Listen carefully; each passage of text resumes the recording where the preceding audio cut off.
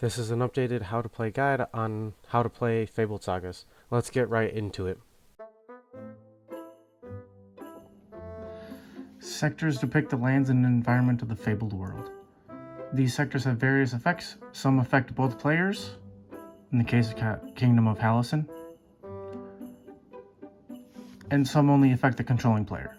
So Magic Kingdom only affects you. You can determine if a card is a sector by the symbol in the top left-hand corner, up here. You can also only have one sector in play on your field. Supplies. Supplies are the tools and weapons that give your characters extra power.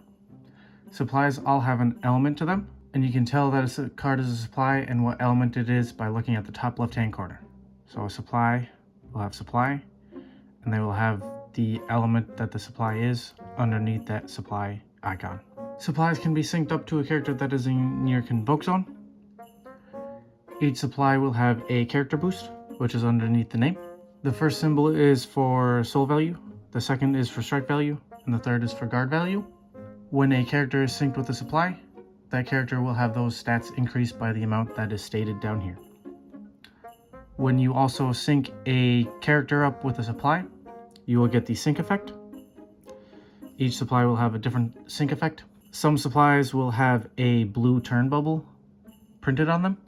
This indicates that a supply cannot be desynced for at least one turn. Each supply that does not have a blue bubble, in the case of Kamiyari Sakura, also cannot be desynced for at least one turn. Each supply will also have a desync effect. So that happens when you desync the supply from a character. Some will have a blue cost bubble along with a blue turn bubble. These two don't. These two don't have a blue cost bubble, but they do have a blue turn bubble. The blue turn bubble indicates how many turns you must wait until you can sync that supply back to a character. And the blue cost bubble is the cost of the desync effect. Whenever a supply is sent from the supply base to the Afterlost, you generate one orb of that supply's element. Supplies can only be played in the supply base. There are only two of them, two supply base. They can also be put into the reserve zone. The reserve zone can be used for either a supply or a charm. Once it is used by a supply, there cannot be a charm put into it. And the same is true if there was a charm in the reserve zone, you cannot put a supply into it. Characters are determined by the symbols in the top right hand corner over here. Each character will have an element, a level, and a type. As you can see with all these four, you can see that there's an element, level, and a type. All characters will have stats below their name. The first value is the soul value, second is the strike, and the third is the guard. Most characters will have an instinct. These instincts are separated into manual and auto. So we've got manual instinct here and an auto instinct here. Manual instincts need a declaration that you are using them. Auto instincts happen when a condition is met. For instance, Ryoko, when it gets sent to the Afterlost from the Convoke Zone, you generate an additional Frost Orb. Manual instincts can only be activated during your management phases and only once per turn. Some characters will also have a judgment. A judgment is a powerful effect that you can only use once per game per titled character. So if I had 2 false ashes of Rhyme Souls in my deck, I could only use the judgment once. Characters that are level 0 can be convoked to your convoke zone without the need of a soul orb. A level 1 character needs 1 soul orb of their element, and then a level 2 character needs 2 soul orbs of their element. There are 4 types of characters. You've got Organism, which is this virus looking one. You've got Spectre, which is the Grim Reaper looking. You've got Creature, which is the dragon looking one. And the Witch one is for Being. Whenever a character is sent to the Afterlost from your convoke zone, you generate 1 soul orb of that character's element, along with losing vitality equal to the character's soul value. When a character is first convoked to your convoke zone, it has Fatigue. Fatigue means that it cannot attack the first turn it comes into play. Charms are the spells that characters cast throughout the Fabled world. The symbol telling you that a card is a charm is located in the top left-hand corner, and it'll also show you what type of charm it is, either instant, constant, or standard. Charms are played in the conjure zones. You've got 2 conjure zones and a reserve zone. The conjure zones are only used for charms. The reserve zone can be used for a charm or a supply.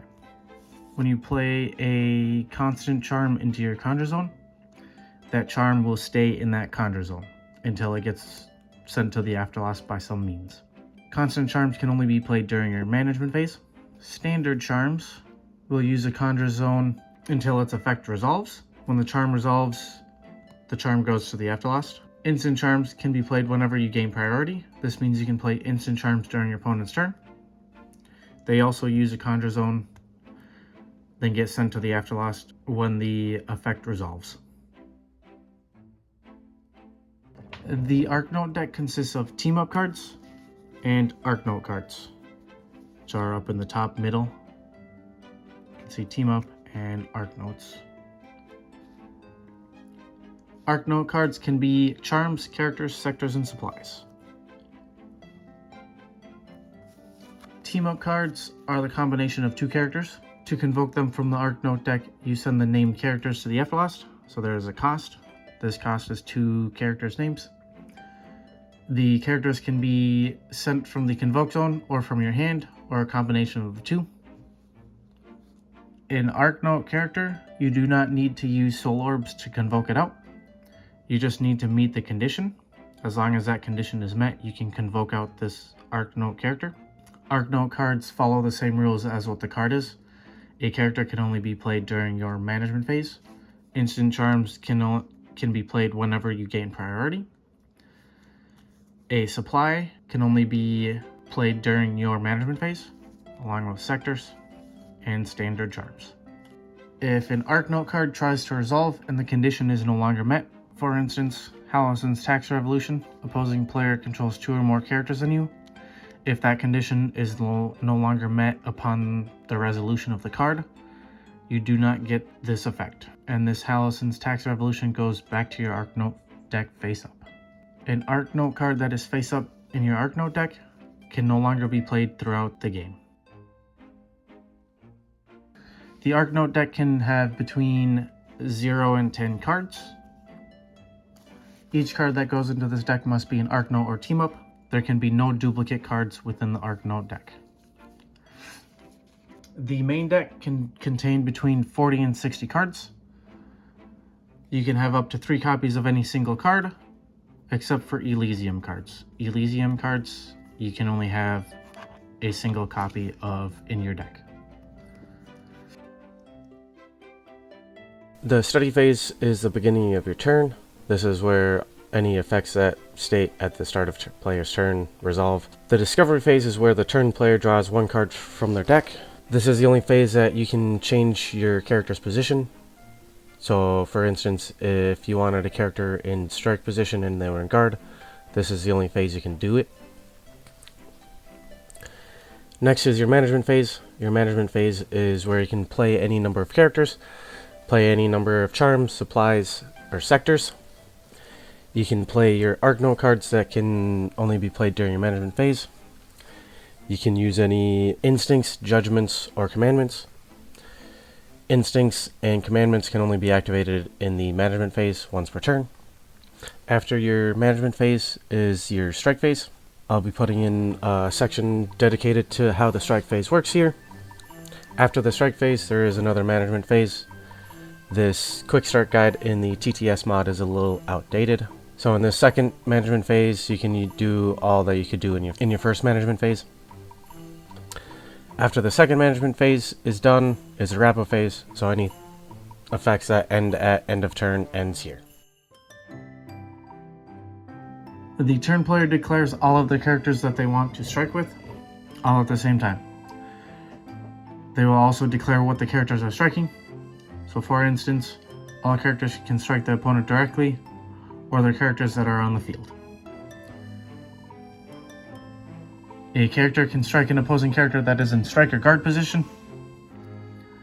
When all characters have been chosen what they are striking, we go to resolution of the strikes. So this is strike phase. I will declare both Bane Addercop and Sabini Toasty Cat as my attackers. I will have Bane Addercop strike Skuldress, and then Sabini will strike directly. Upon resolution of the strikes, Sabini will deal 40 damage to my opponent, and then Bane Addercop, we look at the strike. And then for Skuldress, we're going to look at the guard, since it is in guard position. Strike and guard are the same value. The attacker, in this case, will win. So my opponent's Skuldress goes to the Afterlost. They will generate an Inferno Orb. And since they strike and the guard were the same, no damage, and there was no soul value on the Skuldress. Now let's say my opponent has a Sabini in guard position, and I've got the Skuldress and the Bane Addercop. I'm going to declare both the Skuldress and Bane Addercop as strikers. Skuldress will strike the Sabini, while Bane Addercop will strike directly.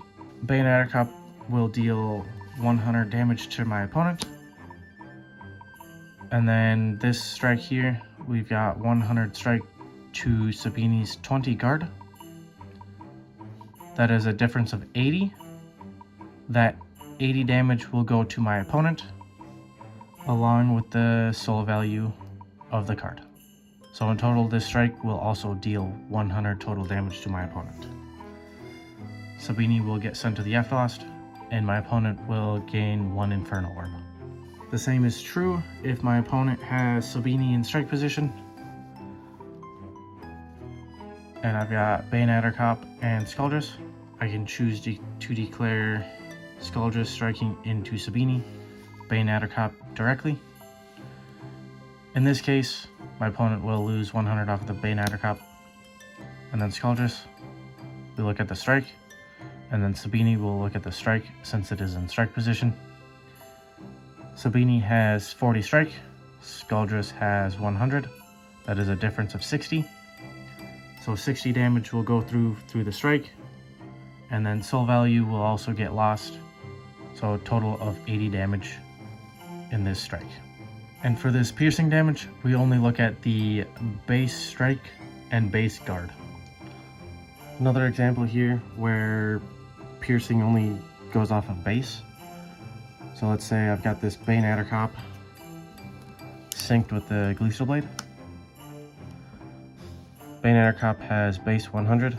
Gleestal Blade gives plus 100 strike.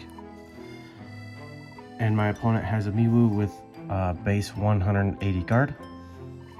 I will declare Bane Addercop striking Miwu.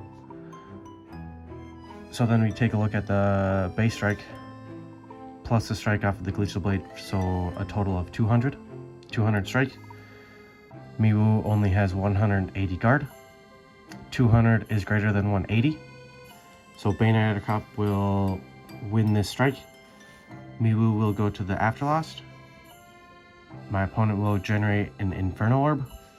But since Bane Addercop's base strike is not above the base guard for Miwu, no piercing damage goes through.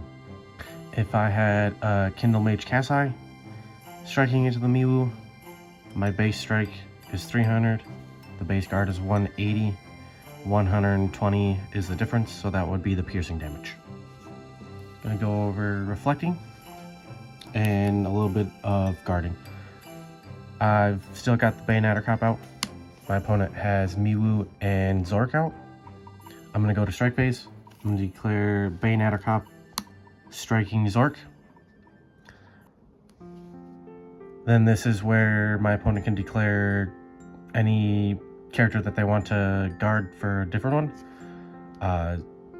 If I had another character out, Zork could not guard for that other character since it is already in a battle here. Cannot go and choose to guard a different character. But since Miwu is not guarding or getting attacked by a different character, Miwu can guard. In this case, My opponent would choose to guard Zork with Miwu, since Miwu has a higher guard value than Zork. So now they chose guarders. Miwu has 180 guard, Banar Cop has 100 strike. The difference is 80. I myself would take 80 damage from the reflecting, since the guard is higher than the strike, and Bane Addercop would stay on the field. And then at the end of the phase, Bane Addercop would go to his guard position.